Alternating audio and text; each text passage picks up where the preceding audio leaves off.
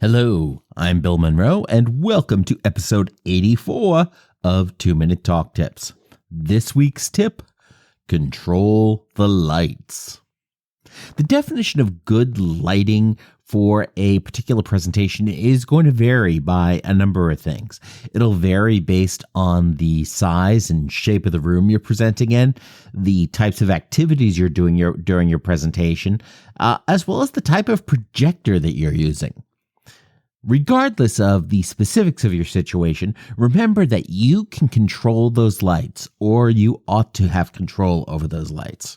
For example, if you're going to be using an LCD or LED data projector during your presentation, then you want to make sure that you can dim the lights closest to the screen so that that image looks as clear and bright as possible to your audience. And you want a room where you can make it darker towards the screen, but still keep the overhead lights on over your audience so they don't have an opportunity to nap. Of course, if you're going to be doing demonstrations or things that require very specific physical activities, or perhaps even creating visual aids as you go, for example, using a flip chart, then in that case, you want to make sure you have those lights really bright where you're going to be doing those things in the front of the room. If your audience is going to be doing group activities, maybe you're going to break them up into smaller groups so they can do something, or individual work during your presentation, then you want to make sure that you can turn the lights up when it's time for their activity. Regardless of the specific nature of what you're doing and the specific nature of the physical setup, keep in mind that you need to control that lighting, and you need to make sure that the lighting you use in that room is what's going to help you most effectively convey your message. Stick around, and after the break, we'll talk about some opportunities to get you some more speaking time.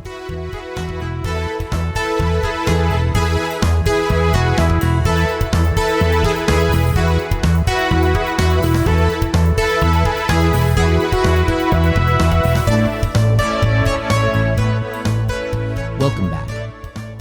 I talk about a lot of different ways that you can become a more effective speaker. And of course, practice is a key element of that. Ultimately, the only way to get really good at speaking is to do a lot of speaking. But how can you do that when you don't necessarily have a ton of opportunities? Simple. Go ahead and look for more opportunities and create your own opportunities. There are a lot of different ways that you can do this. And really, ultimately, it comes down to the key to finding different opportunities to do more speaking is to let other folks know that you are looking for opportunities to do more speaking, to give you an even better chance to refine your craft, deliver your message, and be of service to your community and have a lot of fun while doing it. So I'm going to talk about 9 different ways that you can find some more stage time in your life. And this, again, is just barely scratching the surface.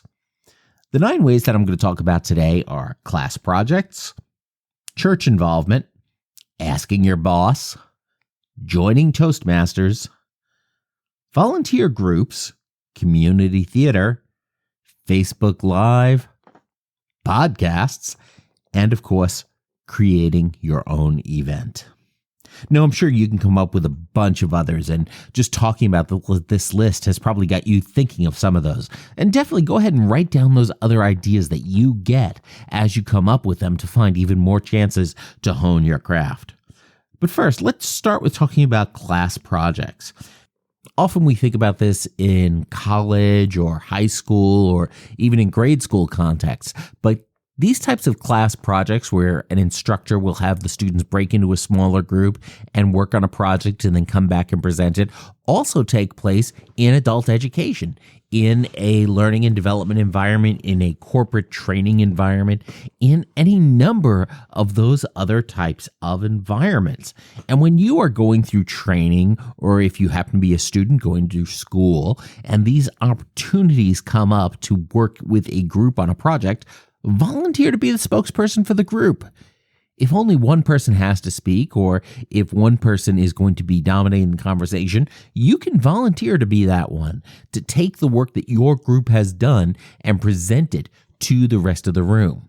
Or if everybody is going to be presenting, you can go ahead and take the role of being the sort of MC or master of ceremonies of your group presentation and kick it off, lead the introduction, hand it off to the various teammates so they can do their part, and ultimately wrap everything up at the end. It's a great way to get you more exposure and more opportunity to speak, and other folks in your group may not even be interested in speaking. So it's a great way to take advantage of it. So look for those opportunities in those projects to volunteer. The second area that I'd suggest looking at is your church, synagogue, mosque, temple, henge, or wherever it is you choose to worship if you choose to worship. When I was in grade school, each year, each of the classes in the school, 1 through 8, would have a class mass. So one Sunday, we would have a mass celebrated at the church in honor of our particular class. And I believe it was my 4th grade class mass where I actually first spoke in front of a group with a microphone. I remember standing up at that lectern, looking at that microphone, which actually had a cross embedded on the front of it, and reading that Bible passage to the folks in attendance. And your church can be a wonderful opportunity to get more time speaking while also presumably supporting the faith that you care about.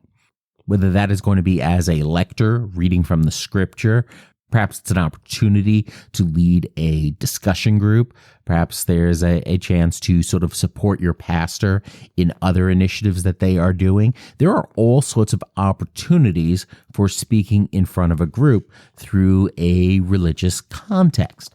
And if that's something that might interest you, be sure to go ahead and reach out to the folks who run that organization, whether that is a layperson or clergy or whatever. Go ahead and ask. A lot of times they are looking for volunteers who want to participate, and that really creates a win-win for everyone involved.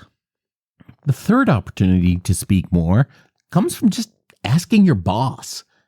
If there's something you want to do in your professional life, an area of skills that you want to grow, that you want to practice more, or a part of your job that you really like doing, be sure to let your boss know. Because if your boss is a decent person and they have the opportunity to give you responsibilities that you really want to do that support their initiatives as well, they're going to do it. But they can't give you tasks that you want if they don't know that you want them. So be sure to speak up. There are lots of opportunities for speaking more at work. Maybe that is helping to run departmental meetings for your boss. Maybe it is representing your department to other departments in the organization to either talk about what your organization does or to talk about how you can work better with other departments. Maybe it's giving talks to customers from time to time or supporting trade show events. There are all sorts of different opportunities for speaking to represent your job and your team and your boss. And when you do this, not only do you get extra stage time, but you end up opening yourself up to other opportunities as well. You're more likely to be exposed to people higher in the organization who will now be able to see the work that you are doing and be able to be aware of your existence, which is generally a good thing. It makes it more likely that you could be considered for a promotion or a transfer to a different role if that was where you wanted to go.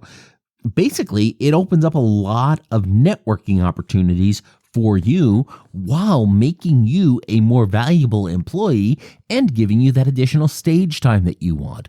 So go ahead and let your boss know that you're interested in doing that sort of stuff and see if maybe there's some way they can accommodate that. The fourth opportunity to find more stage time is through an organization like Toastmasters or Toastmasters itself. Toastmasters operates at a regional, local level and all the way on up to an international level. Toastmasters chapters typically will meet within the community, or maybe there is a company-specific chapter, and it's an opportunity to practice public speaking, specifically for you to become a more effective public speaker. Folks who are attending these meetings are doing it to improve their public speaking skills. You can practice, you can speak, you can get tips, you can get guidance, you can get critiques of what you're doing, and you can also learn to help run those meetings. So if you're looking to improve your skills and looking to get more practice in, be sure to look up the local Toastmasters chapters in your area. Another great opportunity is to seek out volunteer groups. As you may know, if you listen to my other podcast, The Strokecast, over at strokecast.com, I've become more involved in the stroke support community within Seattle. One thing that means is I actually run meetings at the largest stroke support group in the area. So it gives me an opportunity to get up in front of a group of people, refine my skills, and specialize my speaking skills in front of an audience that may have some additional challenges as well. So reach out to other volunteer groups that you may already volunteer with, or that you might be interested in volunteering with, other causes that may be close to your heart, that you may be passionate about, and see how you can help them. See if there are opportunities within those groups for you to do more speaking, maybe at meetings, maybe as doing further community outreach to support that group's mission, and really just sort of all sorts of different opportunities that are out there, but you're only going to know about them if you seek them out. And of course, all of those different speaking opportunities give you more of that stage time that you need to further refine your craft. The sixth area I want to talk about is community theater. There are a lot of small theater groups around the country and around the world, and participating in one of these groups may give you an opportunity to do things like scratch your acting bug. So if you do enjoy acting, you can get out there and get a chance to do it in a community or relaxed setting, and it's a great opportunity to go ahead and do that.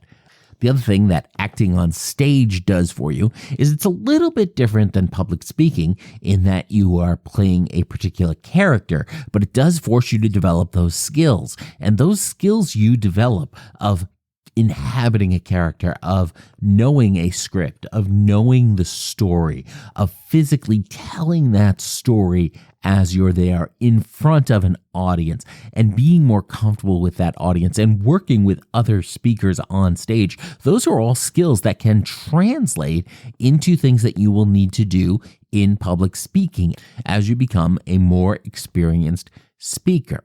Especially when you start looking at how could I incorporate more emotional range or more control and vocal strategies into my talks. Learning a lot of those skills in acting and in community theater can be a great way to add to your skill set. So check out community theater. Plus, you get to meet a lot of really cool people, and it can be just a ton of fun. The seventh area I would suggest looking at is Facebook Live. Now, here's what's really interesting about this. It allows you to sit in front of your computer and your webcam, or even just hold your phone up in front of your face, click a button in Facebook, and you start broadcasting your video and audio to the world, or to a smaller group of folks if you want. You don't even have to wait for an audience to start. You can just start broadcasting, and whether that's going to be some miscellaneous thoughts about your life, miscellaneous thoughts about a topic you care about, a carefully prepared talk that you want to deliver, or whatever it is. What I really like about Facebook Live is that it is so easy to get started. It is so easy to do. And after you've done your Facebook Live, after you've done that broadcast, you have a video that you can go ahead and rewatch, or that you can easily share to Facebook so that folks who weren't there when you recorded it can still catch it at any time. It also has a bias against taking time to edit, so it really is just about going ahead and getting something out there and just getting it done. It becomes a really great platform for that. And of course, the quality of that video and audio is not going to be the absolute best. And you know what?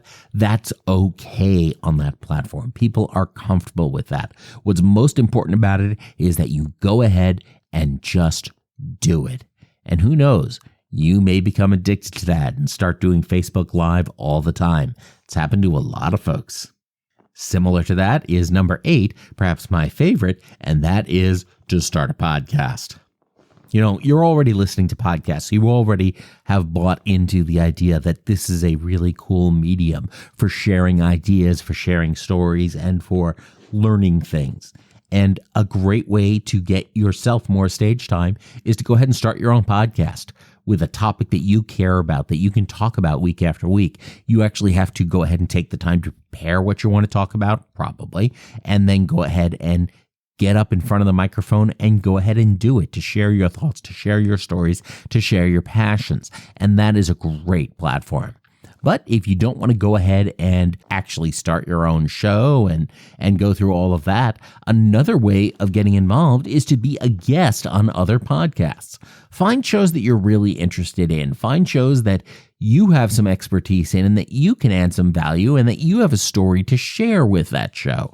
And reach out to that host and see if they take guests. See if they want to have a conversation with you on their show. It's another opportunity to talk about things that you are passionate about with an audience who may want to hear what you are talking about and getting you some of that additional stage time. And that brings us to number 9. And that is to go ahead and just start your own event. One of the great things about the modern era of social media and affordable technology is that we don't have to wait for gatekeepers anymore. If we want to go ahead and speak, we can build our own stage. We don't have to wait for somebody else to give us a stage. We can go ahead and start our own event, host our own training session, host our own meeting. Well, you can do this often at work for special projects, maybe even after hours. If you're in school, you can do this by creating your own organization or your own event. If you have just a session that you want to teach people in the community, you can even probably go ahead and just find a space, either rent a hotel conference room space, or a lot of public libraries have meeting rooms available for folks from the community who want to host their own event, who want to go ahead and create their own stage and have that live talk. If you already have a big follower in social media or elsewhere, perhaps you can go for an even larger venue. The thing is, there are a ton of different opportunities out there for you to go ahead and create your own stage. And those are some great things to go ahead and explore when you are looking for that extra stage time. Getting better at things takes time. It takes work. If you want an example of this, go back to the first 5 or so episodes of this podcast and compare those to this one. I would hope you'll see a significant difference in quality over the time as I've become better and better at doing this. And you are going to get better and better at speaking and sharing your stories by doing it more often. Although recently the idea has come under attack, Malcolm Gladwell popularized the idea a few years back in his book Outliers that in order to become truly expert at something, you need to put in 10,000 hours of doing it. You know, folks will dispute that now, but the core of the idea is still there. You need to put in your hours. You need to put in the work. You need to practice the right way. You need to go ahead and do it. And to get better at speaking, to get close to those 10,000 hours, you need to go ahead and find more stages and more opportunities to speak, to do it. And there are so many different reasons to do it. You can do it for the practice. You can do it to build new skills. You can do it just for the fun. And today's list of different opportunities for getting more stage time includes things like class projects, participating more in your house of worship, asking your boss for more opportunities, joining a local Toastmasters group, working with volunteer groups in your area, participating in community theater, playing around with Facebook Live, starting your own podcast or guesting on podcasts, and of course, building your own stage. And of course, that is just a start. I'm excited to hear about what you may do to go ahead and find more stage time for yourself. So that's it for this week. Be sure to share this episode with a friend, colleague, or random bus driver by sending them to 2minutetalktips.com/stage. remember to control the lighting at your next talk. Do what you can to get more stage time to become even more effective. And of course, as always, don't get best, get better. Thanks a lot. I'm Bill Monroe, and I'll talk to you next week.